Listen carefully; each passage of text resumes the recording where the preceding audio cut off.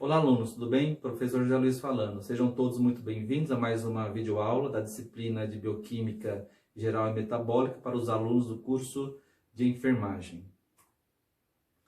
Lembrem-se de complementar esta videoaula com material no formato em PDF que eu disponibilizei para vocês lá no portal do aluno.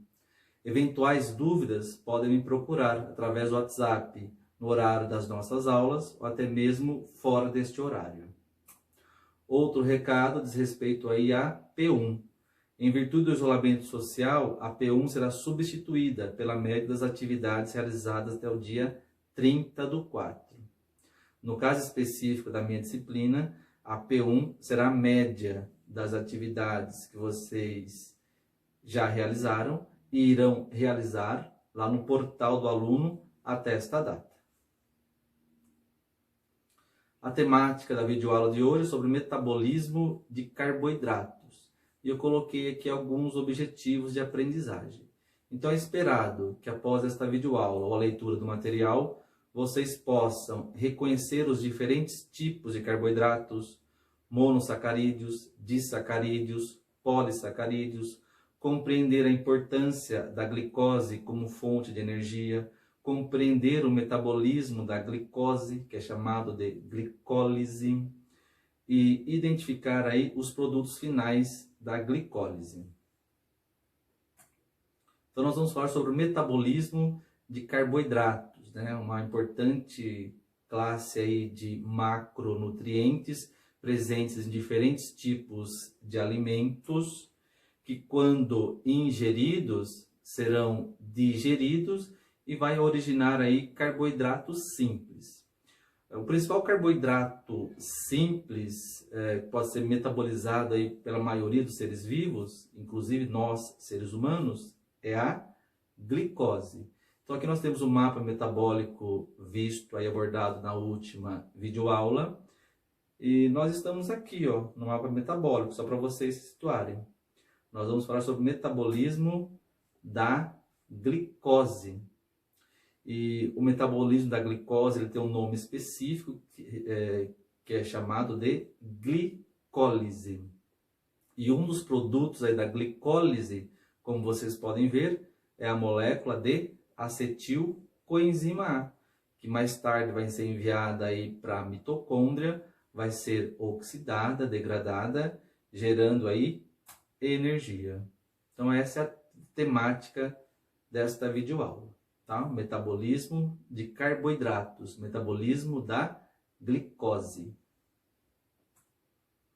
Então vamos dar uma introdução sobre o assunto. Os carboidratos são as principais fontes de energia do nosso organismo.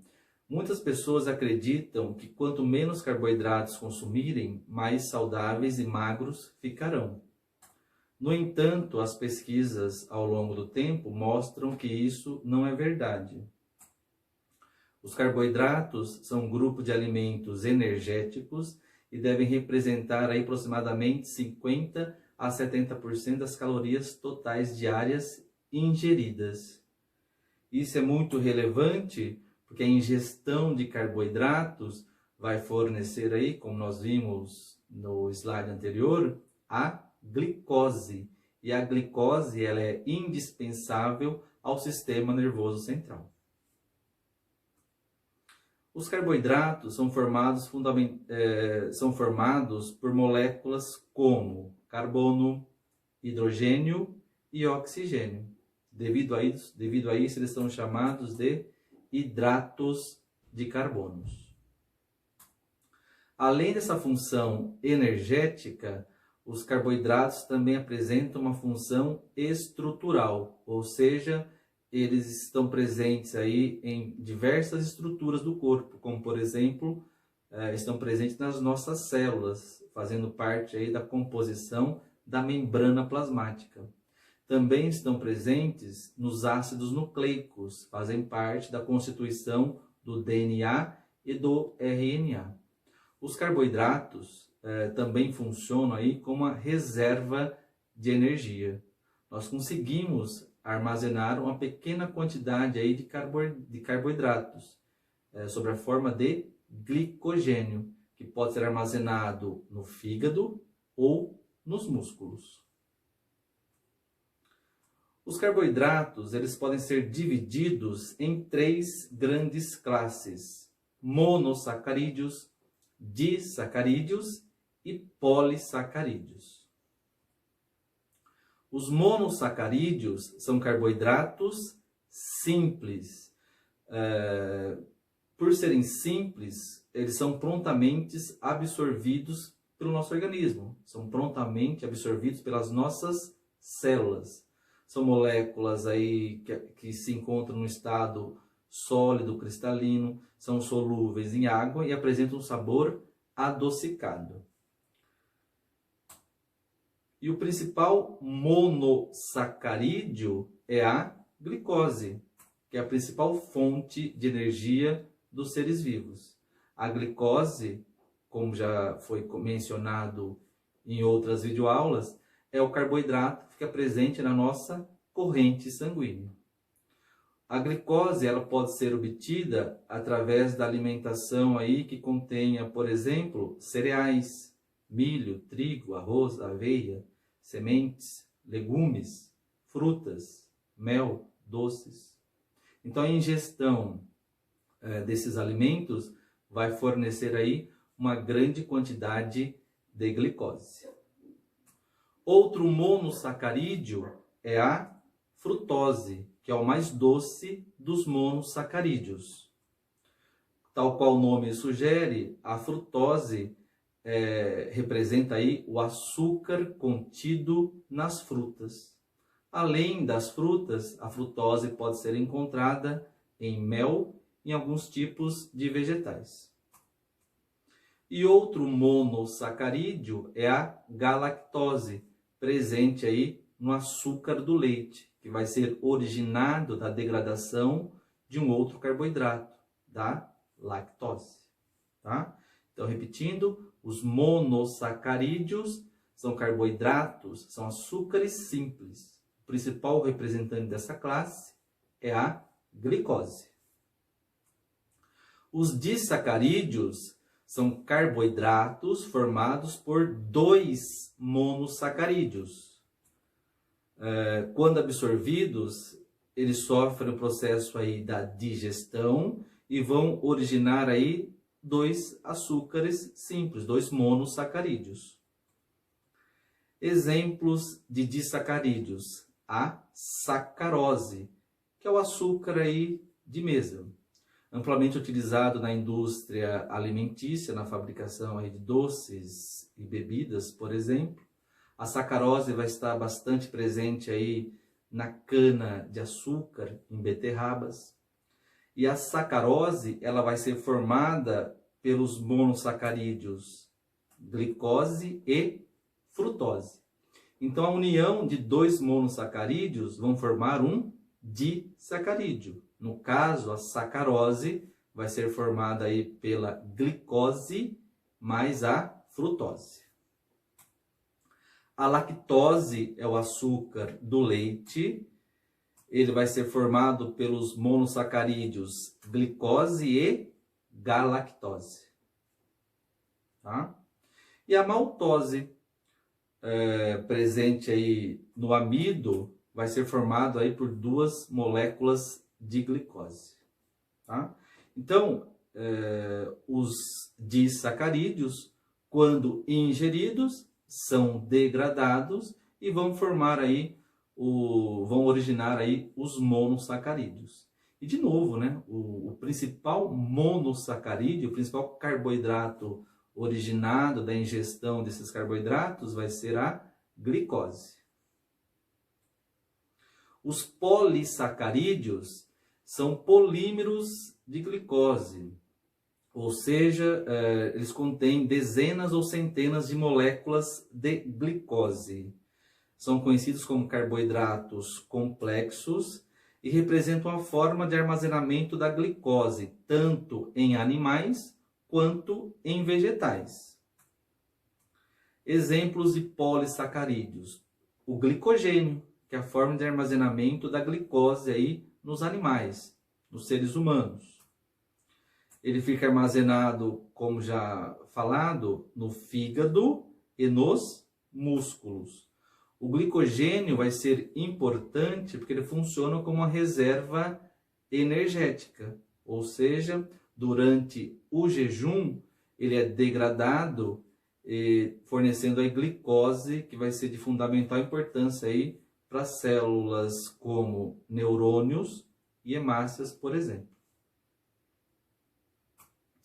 E o amido, que é a forma de armazenamento da glicose nos vegetais. O amido, né, a glicose dos vegetais, vai ser produzida a partir da fotossíntese.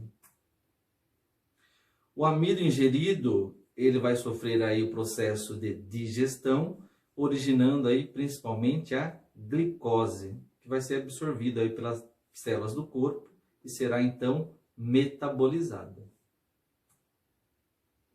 Fonte de amido está presente aí em diversos tipos de cereais, legumes, sementes e até algumas frutas. O amido ele vai ser bastante utilizado aí na indústria alimentícia, principalmente na confecção de alimentos industrializados, são ricos em amido. Obviamente, na ingestão desses produtos vai fornecer aí uma grande sobrecarga de glicose. E em relação aos carboidratos da dieta, nós podemos ter duas situações. Por exemplo, pode ocorrer a falta de carboidratos. A falta de carboidratos no organismo manifesta-se por sintomas como fraqueza, tremores, mãos frias, nervosismo e tontura, o que pode levar aí a um estado de inconsciência e desmaio. E a falta de carboidratos, a falta de glicose vai ser extremamente danosa às células como neurônios e hemácias, porque são estruturas celulares que se alimentam quase que exclusivamente de glicose. Tá? Principalmente as hemácias, né? Neurônios podem se alimentar de corpos cetônicos. Hemácias não, hemácias só se alimentam de glicose. E o outro extremo é o excesso de carboidratos da dieta. Nesse contexto, os carboidratos, quando em excesso no organismo, transformam-se em gorduras, podendo provocar aí doenças como obesidade, diabetes e aterosclerose. Tá? Então, seja qual for aí o carboidrato ingerido, ele vai ser digerido ao longo do sistema digestório, de modo que o principal produto da digestão desses macronutrientes vai ser a glicose. E essa glicose, ela deve ser metabolizada. E o metabolismo da glicose é chamado de glicólise ou via glicolítica. Então, de novo, mapa metabólico, nós estamos aqui no metabolismo da glicose. A degradação da glicose é chamado de glicólise. E um desses produtos é a formação da molécula de acetilcoenzima A, que vai ser degradada no ciclo de Krebs, produzindo energia. Então, a glicólise refere-se aí à quebra de uma molécula de glicose. A glicose, ela tem aí 6 átomos de carbonos. Essa molécula vai ser degradada, originando no final desse processo 2 moléculas que vão ter 3 átomos de carbono. Essas moléculas resultantes da glicólise é chamada de ácido pirúvico, tá? Então vamos à definição aí da glicólise. Então é o processo de quebra, degradação da glicose até a formação de 2 moléculas de ácido pirúvico ou piruvato. E quando a glicólise é processada, ocorre a formação de energia, a formação de ATP. Tá? Então a glicose é quebrada, degradada E quando isso ocorre, nós temos a produção de energia. O que mais? Então aqui nós temos o esquema, né, da glicólise, que é um sistema, embora pareça simples, é extremamente complexo, envolve várias reações químicas, várias reações enzimáticas. Em cada reação nós teremos a presença de diferentes tipos de enzimas. E eu coloquei aqui a glicólise de uma maneira bem simplificada, tá? Então nós estamos aqui, ó. A glicólise, que é a quebra da glicose até a formação de ácido pirúvico. Isso é chamado de glicólise. E onde ocorre a glicólise? A glicólise ocorre dentro da célula. Em qual parte? No citoplasma. Então a célula absorveu a glicose. Essa glicose ela é metabolizada, né, através aí da glicólise, que é a quebra da glicose, originando no final desse processo ácido pirúvico ou piruvato, tá? E esse processo ele ocorre no citoplasma e ele não precisa de oxigênio, tá? Então a glicose é praticamente a única fonte de energia que pode ser metabolizada na ausência de oxigênio, tá? O que mais? A reação da glicólise é uma reação linear, tá? Diferente das reações do ciclo de Krebs. No ciclo de Krebs, as reações são cíclicas. Na glicólise, a reação é linear. O que mais? O produto final da glicólise, quem que é mesmo? É o ácido pirúvico ou piruvato, tá? Então a glicólise ela acaba na formação do ácido pirúvico. E esse processo aí de glicólise, como já foi falado anteriormente, ele é utilizado aí por todos os seres vivos. E um dos objetivos aí desse processo é a produção de energia, produção de ATP. A quebra da glicose até o ácido pirúvico, ela produz 2 moléculas de ATPs, tá? Tem um baixo rendimento energético quando comparado aqui com a degradação na presença de oxigênio. Daqui a pouco nós vamos ver, tá? Então o que vocês devem ter em mente é isso. A glicólise ocorre no citoplasma e quando ela é processada, a célula produz energia. E para que a glicólise ocorra, não é necessária a presença de oxigênio. E esse ácido pirúvico produzido, ele vai ter 2 destinos, tá? Ele pode ser tanto transformado em lactato, ou ele pode ser transformado na molécula de acetilcoenzima A, vista lá no nosso mapa metabólico, tá? Então vamos ver esses 2 destinos do ácido pirúvico, tá? Muito bem. Então, destinos do ácido pirúvico ou piruvato. Então, o ácido pirúvico produzido na glicólise, ele tem 2 destinos. O ácido pirúvico, na ausência de oxigênio, ele é metabolizado em condições anaeróbicas, né? E quando isso ocorre, ele produz o lactato.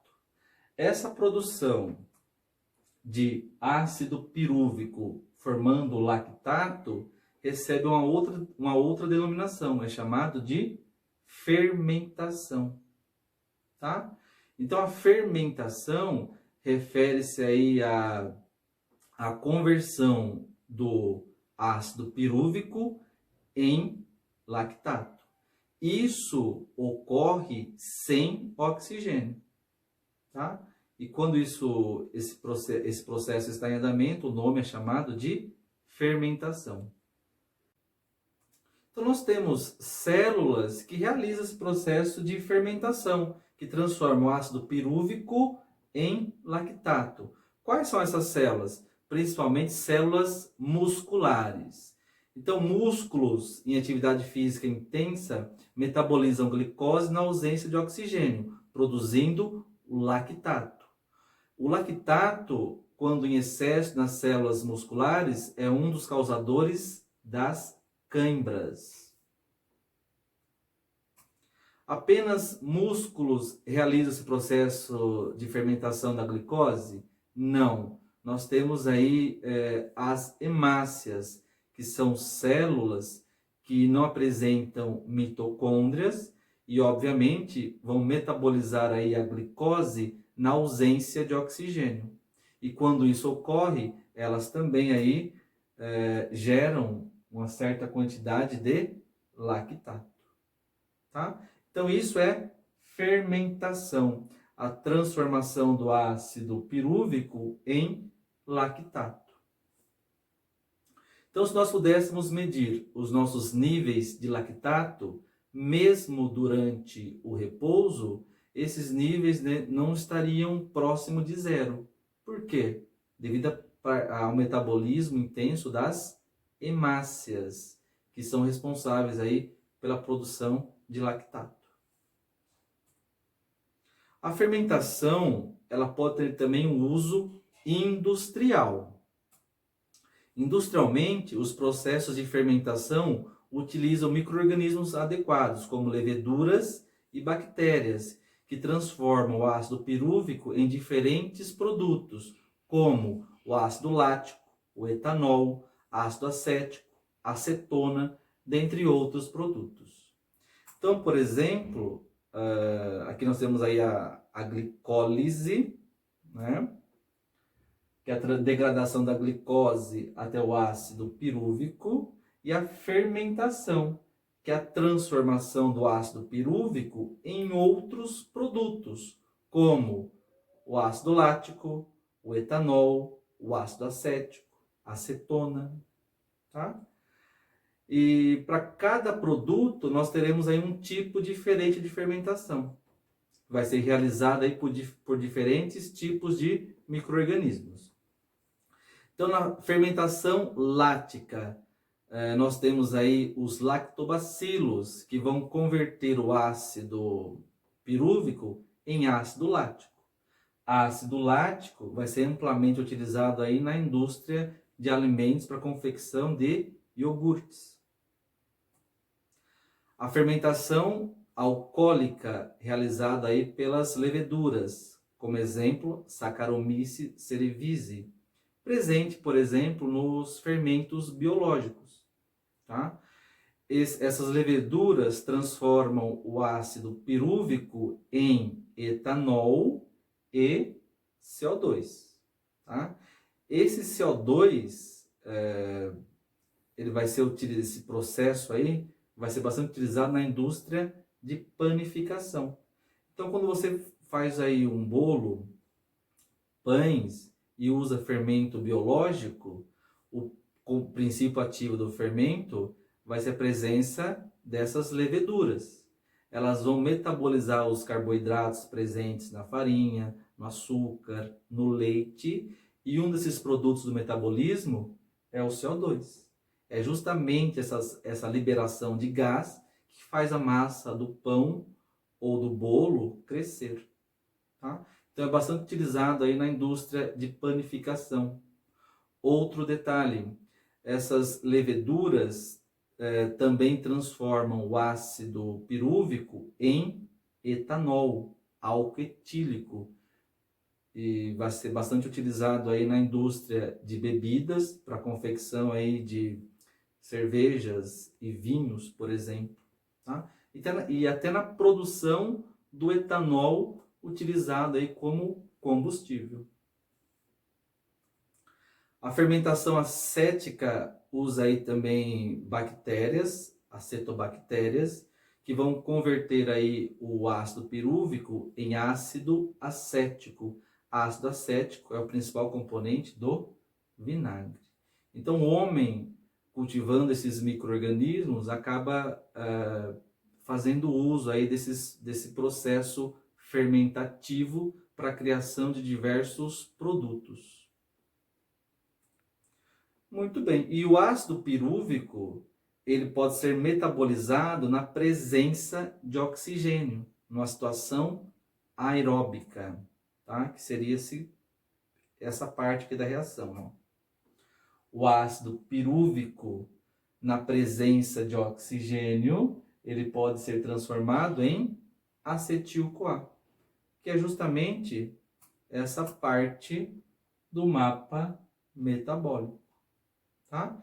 Então, a glicose, ela é degradada através aí da via glicolítica, da glicólise, originando o ácido pirúvico, e em condições